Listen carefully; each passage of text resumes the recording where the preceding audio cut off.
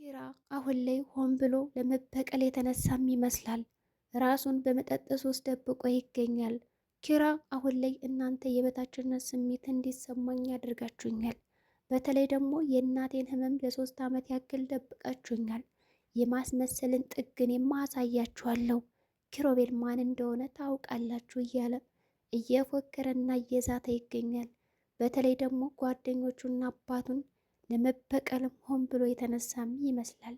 ኪራ በዚህ ማስመሰል ህይወት ውስጥ ይቀጥላል ወይስ ደግሞ አይቀጥልበትም? ቅዱስ የተባለ ወንድም መጦም እየመከረውም ነበር። አንተ ማለት እኮ የቁም ሬሳ ማለት ነህ እያለውም ነበር። ሰኑና ኬብሮም አይጥና ድመት እያደረጋቸው ይገኛል። ምናልባት እነዚህ ሁለት ጥንዶች በቀጣይ ሰርፕራይዝ ያደርጉናል የሚል ሀሳብ አለኝ። ጋሽ ወደ ስራ ቦታ ሊሄድ ስለሆነ ቤተሰቡንና ጓደኞቹን የኪራን ሰብስቦ እያወራቸው ይገኛል። ካሁን በኋላ ያለኝ ማስታወሻ የአስቱዬ አንድ ልጅ ኪራና ኪራ ብቻ ነው። ይህን አደራ ልጅን ደግሞ የምሰጠው ለኪብሮም ነው እያለ ንግግሩን ቀጥሎታል። ኪራ በጥሞና ካዳመጠ በኋላ እንዲያባ እንደዛ ማለትማ የለብን አውቃለሁ እንዳስከፈው እያለም ነበር። ጋሽም አባ የሚለው ቃል ሲሰማ አላመንምና ምናልከኝ ልጅ ብሎም ጠይቆታል። አባ ነው ያልኩ ይለዋል። እኔ እኮ ከዛን ቀን በኋላ ተመልስ አባ የምትለኝ አልመሰለኝም ነበር። ለብዙ ጊዜ ራሴን እያስጨነቅኩ ነበር። ልጄን በድያለሁ ብዬም እያሰብኩ ነበር። ልጄ ስማኝ፣ ጽናት ምንም እንዳትላት። ጽናት ለእኛ ስትልና እኛ ያልናትን ብቻ ነው የተገበረችው እንጂ ምንም ነገር አላለችም። ግን ጽናት ማለት የህይወት መንገድህና ስንቅህ ናት። ተንከባከባት አደራ እንዳትለያዩ ብሎም ይመርቃቸዋል። ጽናት እንደዚህ ሆናችሁ ስላያችሁ አባትና ልጅ በጣም ደስ ብሎኛል ትላለች።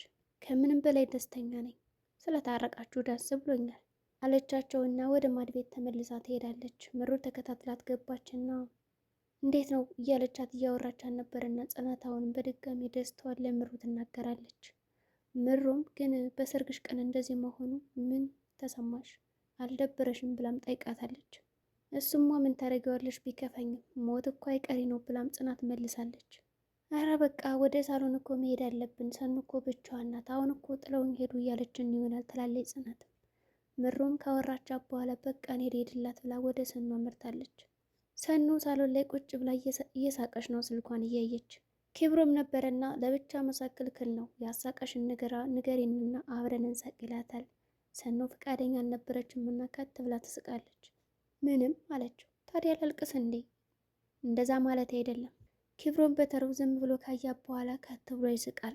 ምን ነው ብላ ብትጠይቀው ምንም አይነት መልስ አልሰጣትምና የሞት መልስ መሆኑ ነው ብላ መልሳለታለች። እሱም አዎ ይላታል።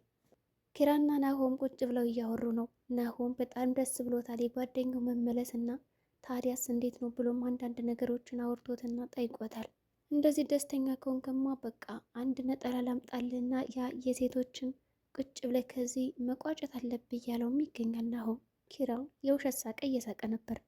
ሴቶቹም ወደ ሰኑ ቁጭ አሉና ያበሳጫትን ነገር ቢጠይቋትም ምንድን ነው ቢሏትም ለመናገር ፈቃደኛ አልነበረችም። ነገር ግን ተሎ ተናዳጅ ነሽ አለኝ ብላ ቁጡ ሆና እየወራች ነበረ። ጽናትም ምን ብሏት ይሆን ግን እንደዚህ የተቆጣችው እያለችም ነበር።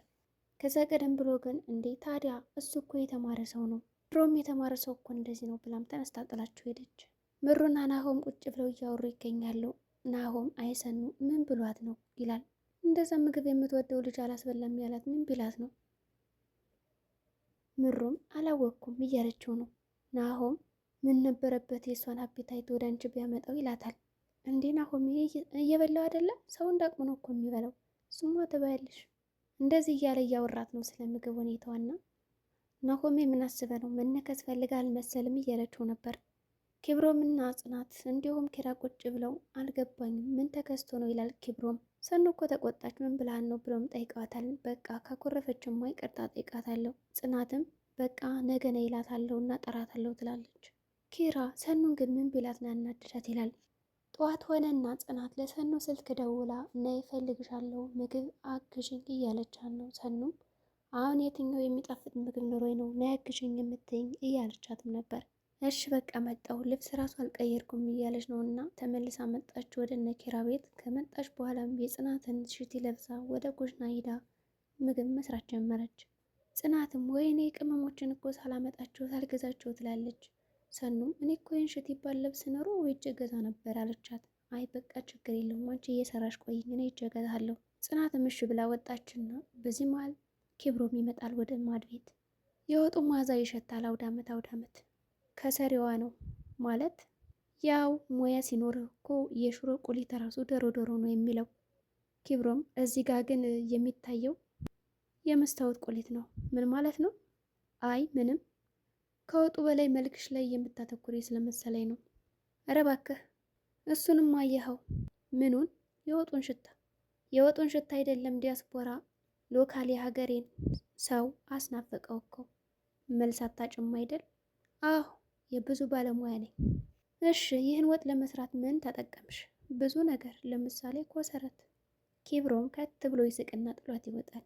ያው እዚህ ቤት የባለሙያ ልብስ እንጂ የሚታየኝ ባለሙያ አይደለችም ብሎም ቀልዶባታል። ሙያ የለሽም ብሏታል። ጽናት መጣች። ሰኑ ተናዳ ነበርና አንቺ ምንድን ነው ኮሰረት ምናምን ትላታለች። ጽናት እየሰጠች ነበርና ምንም አልገባትም እና ሰኑም ተናዳ ማድቤቱን ጥለው ትወጣለች። እየወጣች እያለ ደረጃ ላይ ትወድቃለች። የለበሰችው ሽት ያወላክፋታል። በጣም ትጮኻለች እና ተደናግጠውም ወደ እሷ ሄደው ያመጧታል። ሰኑ ሳሎን ላይ ቁጭ ብላ ተኝታ ነበርና ወይኔ ጉዴ እጅ እግሬ ደህና ነው ብላም ብድግ ትላለች። ተመስገን ምንም አልሆንኩም። ኪራም ጽናትን ምን ሆነሽ ነው ይሏታል። ይህ ቤሎች ጠልፎኝ ነው። እንዴ ቤሎ ሽቲውን ነው? እኔ እኮ ሲረዝም ጊዜ እሷ አጣ መስሎኝ ነበር። ለካስ ሽቲውም ረጅም ነው። ኪብሮም ከሁለተኛ ደረጃ ወድቀሽ ነው እንዴ ያክል ምጮህ ይላታል። ታዲያ ከሁለተኛው ፎቅ ልውደቅ እንዴ እንድሞትልህ ትለዋለች። አይዞሽ ተርፈሻል እያሏት ነው። ሰኖ በቃ ወደ ቤት መሄድ አለብኝ ብላ እየተገላገለች ትገኛለች። ትድኛለች ከዳንሽ በኋላ ሂጅ ቢሏትም እምቢ እሄዳለሁ እያለች ነውና ጽናት እንደምንም አድርጋ ከኪራ ክፍል እንድተኛ አርጋታለች። ዛሬ እንደምንም ተንጠላጥዬም እንደምንም ብዬ ሄዳለሁ እያለችም ነበርና ጽናት እንደምንም ማርካ አስቀረቻት። ነገ እንዴት ነው ስራ የሚሄደው ብላም ተኛች። ጽናትና ኪራ ሳሎን ነበሩና ኪራ ተኛች ይላል። አዎ በመከራ አስተኛዋት። ኪብሮም የት ነው? ኪብሮምማ ካርድ ላምጣ ብሎ ወጣ። ታዲያ ራት አንበላም? ወይኔ ሰኑ እኮ ራት ቢያላልኳትም በቃ ታያታቀስቅሻት ስትነሳ ትበላለች። ጠዋት ሆነና ሰኑና ኪብሮም ወደ መኝታ ክፍል ሄዶ ልብሱን ለመቀየር እያሰበ ነው። ተኝታለች። ኮሰረት የሆነች ልጅ የምትገርም ናት እያለ ያወራል። ሰኑ ተኝታ ነበርና አረ ልቀይር ልብሴን፣ ግን ደግሞ ስተኝ እንዳትደነግጥ ፊቷን ሸፈንል አድርገው። ሰኑ ሸፈንል ያረጋት ስል ትነቃለች። አንተ ምን እያረክ ነው ብላም ቀወጠችው። ምንም። ሰኑም ደረጃው ላይ አለሳካ ሲልህ አሁን አፍነ ልገለይ ነበር አደል ትለዋለች። ምን ነው እንደዚህ የሚያስብልሽ? አረ እንደዛ አይደለም። ምን ማለት ነው? እኔ የመጣሁት ልብሴን ለመቀየር ነው። መጀመሪያ እስኪ ተረጋጊ። ሴት ልጅ ረጋ ስትል ነው የሚያምርባት። ግን ስቀይር እንዳደነግጭ ብዬ ፊትሽን ልሸፍነው ነበር። በቃ ወጣለሁ ብላም ለመውጣት ሞከረች። ላግዝሽ ቢላትም አትንከኝ ያለች እየጮኸች ወጣች። ምን አይነት ቀልቃላ ነች ይላል። ሰኑም ወደ ሳሎን መጣች። ኪብሮም ልብሱን ቀይሮ መጣ። ቆይ እንዴት ሰው እንደዚህ ደረጃ ላይ ይወድቃል? እነ ነገሩ በጽናት ምክንያት ነው። እሷ ናት ጉድ ያረገችኝ። ኪብሮም እግርሽ ደህና ነው ብሎም ጠይቃት። ደህና ነው፣ ከእግርሽ ይልቅ ጉረሮሽን ብትታዩ የተሻለ ነው ይላታል። እንዴት? በጣም ነው የጮሽው እኮ። ከመጮሽ የተነሳ እኮ እኛ ደረጃውን አልፈን ጉረቤት መስሎን አልፈንሽ ልንሄድ ነበር ይላታል። ምሮ በጣም ተስቃለች እና ሰኑም ተበሳጨች። ሰኑ አሁንም ወደ ቤት መሄድ አለብኝ ትላለች። ኪብሮም ወደ ስራ ሊሄድ ነበርና ጽናት እባክህ ኪብሮም በቃ ይዛት ሂድ እኔም ስራ ላይ ብላ ሸኛት ትለዋለች። ኪብሮም እሺ ያው የምንሄድበት መንገድ አንድ ከሆነ ችግር የለም ይላል። ምሩ ከሱ ጋርም አልሄድም ብላ በጭራሽ ቅውጥ እያደረገችው ነው። እንደምንም አድርጎ ወሰዳት። ኪራ ለአባቱ ስልክ ደውሎ እያወራ ነው። አባ እንዴት ነህ? ደህና ነኝ። አይ ደህና ነኝ፣ ስራ በጣም አሪፍ ነው። እሺ በቃ ብሎ ሰላምታ ከተለዋወጡ በኋላም ስልኩን ይዘጋዋል። ኪራ በመንገድ ላይ ሆኖም እያሰበ ነው ተንኮል። እናንተ ሁላችሁም ማስመሳይ ናችሁ፣ ከአሁን በኋላ ግን የኔን ማስመሰልም ታዩታላችሁ ብሎ ጀምሮታል። እናንተ ደካማነቴን አሳይታችሁኛል፣ አሁን ደግሞ እኔ የሚባስ ብዬ አሳያችኋለሁ እያለ ነው። አንድ ወጣት ደግሞ ድንገት መንገድ ዳር ቁጭ ብሎ በመኪና ውስጥ ሆኖ ፈጣሪ ሆይ አልገደልከኝም እስካሁን? እንዴት ቤተሰቦች እኮ ናፈቁኝ፣ ለምን እስካሁን አልገደልከኝም? እያለ ተስፋ የቆረጠ ወንድማችን መስሎ ጸሎት እያደረገ ይገኛል። ለመሞት ላይ አፋፍ የደረሰም ይመስላል። በህይወትም ለመኖር ደግሞ የጓጓ ይመስላል። ቤተሰቦች ስላጣ ደግሞ ትንሽ የከፋውም ይመስላል። በቃ ልሄድ ብሎ መኪናውን ካስነሳ በኋላም ኪራ በመንገዱ ይገጣጠሟል። እስኪ ደግሞ ልንቀሳቀስ አለ። ሄጅ አንድ ሁለት ጠርሙስ ደግሞ ሊያዝ። ኪራ ድንገት በመንገዱ ላይ ዘው ብሎ ይገባል። ምንድነው አንተ ያማለ እንደ ዘላ የምገበው ልገጭህ እኮ ነበር ይለዋል። ያ ወጣትም ፈጣሪ ሆይ እኔን ግደለኝ ስል ደግሞ በጠዋቱ ሰው ልታስገድለኝ ነበረ እንዴ ይላል። ኪራ ግደለኝ እባክህ እያለም ይለምነዋል። ተረጋጋ፣ እንደዚህ ሁነማ መሄድ የለብህም ልሸኝ ይለዋል። እናቴን አጣው እያለም ይቀሻል። ማነህ አንተም ይለዋል። ወጣት አይደለህ ተረጋጋ እንጂ እንደዚህ አታስብ እያለውም ነበር። ለነገሩ ለምንድን ነው ከአንተ ጋር የምጠይቅህ? አሁን ተስማማ ልገጨኝ? አዎ እንደዛ ከማድረጌ በፊት ግን ሽኝት ላድርግልህ ብሎም ወደ ካፌ ይዞት ይሄዳል። ቢያንስ አንድ ጠርሙስ እያልን እናወራለን። ሰኑና ኪብሮም ደርሰዋል ወደ ቤታቸውና እኔ ደረቅ አይደለውም ትላለች። ቆይ ለምን አትወኝም? አደረስከኝ አይደል? በቃ አሁን ሂድልኝ ከቤት። አይ እንደዚህ በቀላሉማ ከዚህ ቤት ገብቻ አልወጣም። የሆነ ምግብ ሰሪልኝና በልቼ እወጣለሁ። እሺ ዳቦ በሻይ ትበላለ? እንደዛማ አይሆንም፣ ምግብ እፈልጋለሁ። እንግዳ አይደለ የተሰጠን በልተህ ውጣ። እሺ በቃ ያለውን አቅርቢ። ሰኑ ለመነሳት ስትሞክር እግሯን የመታትና እባክህ መኩሪያ ጉድ አረካኝ ትለዋለች። ኪብሮም አረ እኔ መኩሪያ አይደለሁም ኪብሮም ነኝ ይላል። ዘንበል አንተማ ኪብሮም ሳትሆን ደባልቄን እያለች እየጮኸችበትም ነበር።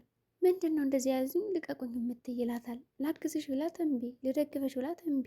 ናሆምና ምሮ ምግብ እያበላት ነው። ይኸውልሽ እማዬ እራሱ እኮ ሳላስመዝናት ሄደች እያለች ነበረ። ጨዋታው ቀጥሏል። እኔ እኮ እማዬ ይዛለቅም አለችኝ እያሉም እያወሩ ነበር። ለምን አልደወልሽም ለሰኑ? አይ እስኪ ልደውልላት ስትል ደወለች ሰኑ። ስናነሳት ደወለች እኮ ቅድም እኮ ስደውላት ታነሳም ነበር። ምን ነው ምን አርገሽ ነው ኪብሮ ምን አስወጭልኝ ብለም ደወለችላት። ምሩ ስልኩን ከዘጋችው በኋላ ሰኑና ኪብሮማ አይጥና ድመት ሆነዋል ትላለች ለናሆም። አይ በቃ አልወጣም አለ እንዴ ጎበዝ እያለም እያደነቀው ነው። ወንዶች እኮ አድርቅ ናቸው አለች ምሩ። አረ በጅምላማ እንደዚያ ጨፈጭፌንም። ኪብሮምና ሰኑ አሁንም አንቺ ሴት እሺ በይና ወደ ሐኪም ቤት ልውሰድሽ ይላታል። ደህና ነኝ አሁን ወደምትሄድበት ሄድ፣ ምናልባት እኮ አንቺ እግርሽ ብቻ ነው እንጂ የሚታወቅሽ ሌላ ቦታም ተጎድተሽ ሊሆን ይችላል ብሎ ልውሰድሽ ወደ ሐኪም ቤት ብላትም ፈቃደኛ አይደለች። ኪብሮም ብዙ ከለመናት በኋላ እሺ በቃ ኪችኑ ሊየውና ወጣለሁ ይላታል። በሩ በዚህ በኩል ነው ብላም አሳየችውና ወጣ። ኪራም ካፌ ውስጥ ሆኖ ሰክሯል። እኛ ሰዎች ልክ ነን ብለን ለሌላ ነገር እንወሻለን።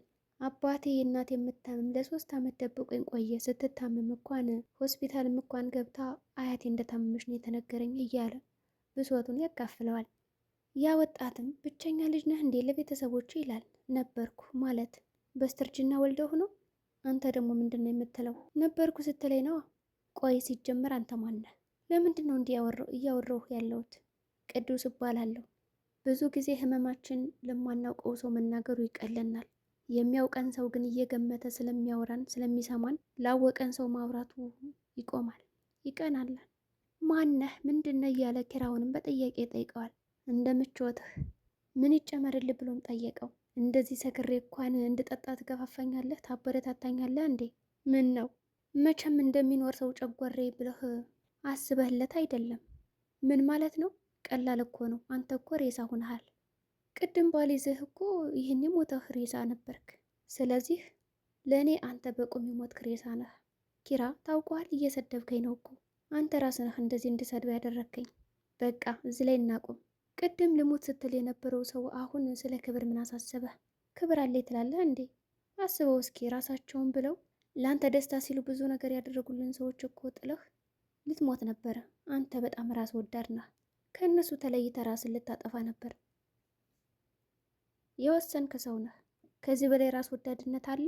የእነሱ አስመሳይነትስ? እንደዛ አትበል። ማነህ አንተ ሲጀመር? ቅዱስ አልኩህ፣ ያለ ስሜ እየኖርኩ ንገረኝ። እንደዚህማ ሁነህ አልነግረህም። ነገ በዚህ ስልክ ደውልልኝና የምነግረህ ነገር አለኝ። ለምን የምደውልልህ? ነገ ለቅሶዬ ላይ እንድትመጣ ነው? በፍጹም አይደለም። አንድ ነገር ልለምንህ። ምን? ነገ 10 ሰዓት ላገኝህና ከዛ በኋላ የፈለግከውን ትወስናለህ። እሺ አሁን ወደ ቤት ውሰደኝ። መኪናዬ ነዳጅ የለውም ጨርሷል። እና በምን ልንሄድ ነው? በእግራችን። ትቀልዳለህ እንዴ? በእግሬም አልሄድም። ራይድ ጥራልኝ። ድራማው በዚህ ነው የተቋጨው። ሰላም ጤና ይስጥልኝ የቻናል ቤተሰቦች። ለዚህ ቻናል አዲስ ከሆናችሁ ሰብስክራይብ በማድረግ ተቀላቀሉ።